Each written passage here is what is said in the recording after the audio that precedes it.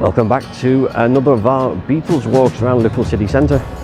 Last time we were here with the pub just behind me, the White Star pub. Now we're taking the walk back up Mathew Street. It's the walk that Brian Epstein took when he went to see the Beatles for the first time. He never realised how close the Cavern Club was to his NEMS record store. Don't forget, if you haven't downloaded your map yet, get it from the link down below and follow the walk as we go. So down there was Brian's record store at NEMS and past the White Star pub, and then he took the turn and right around here, and here you are then at the bottom of Mathew Street.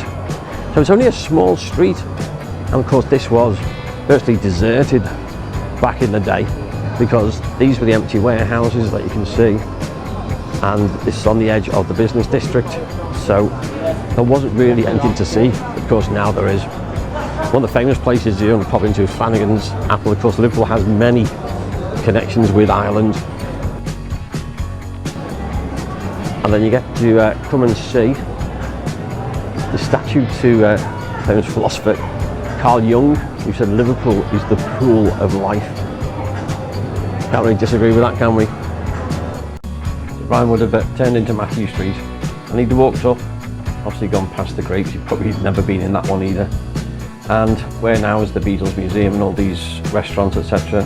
These were just empty warehouses at the time. You'd be going up and looking for the cavern. We have a second wall of fame here on Mathew Street as well.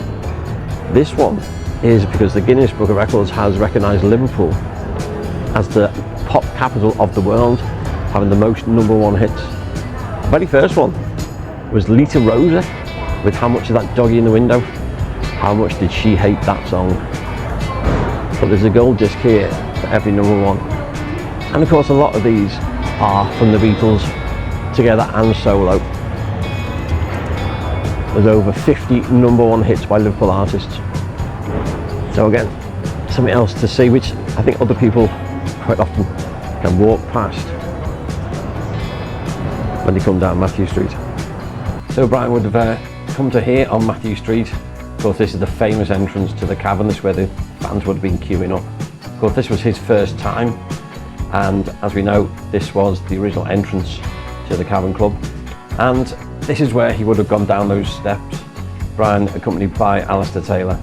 And he would have seen the Beatles on stage at the far end. Of course, this was a lunchtime session.